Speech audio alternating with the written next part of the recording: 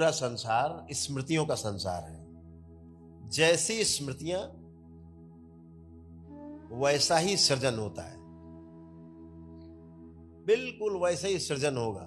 एक एक परमाणु अंश में जैसी स्मृतियां होंगी, जैसे परमाणु में स्मृति होगी, परमाणु के आधार पर, परमाणु के आधार पर अणु में स्मृतियां बनेंगी, अणु के आधार पर पिंड में स्मृतियां बनेंगी, पिंड के आधार पर जो आकृति लेगा, जो शरीर बनेगा, वो वैसा बनेगा।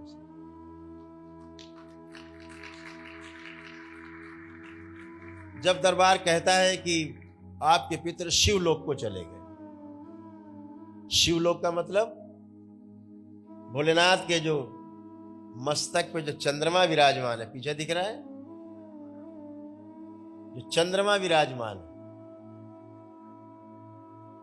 उस चंद्रमा में सारे जाके इकट्ठे हो, फिर चांदनी रात में जब वहां से बरसते हैं तो सारे जीवन ऊपर से नीचे की ओर बरसते बहते हैं, और धरती पर फैली हुई तमाम वनस्पतियों में समा जाते हैं वो जीवन रस।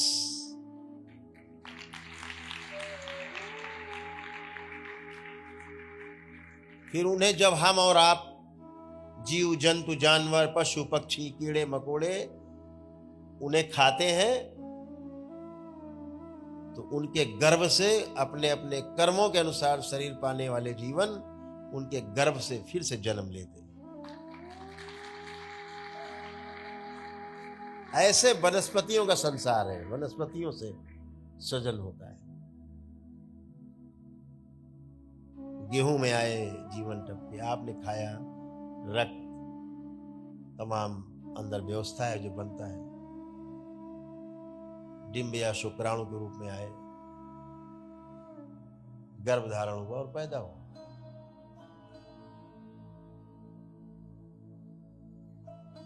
एक व्यवस्था है, ये बेहोश लोगों के लिए,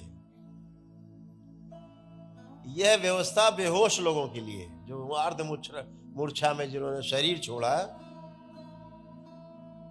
उनके लिए। मूर्छित थे, मूर्छित ही शरीर छोड़ेंगे, मूर्छित ही जन्म लेंगे।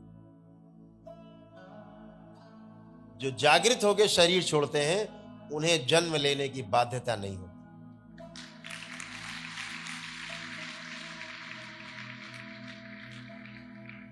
जब तक चाहे तब तक जन्म नहीं ले, लेकिन जन्म लेना ही पड़ता है।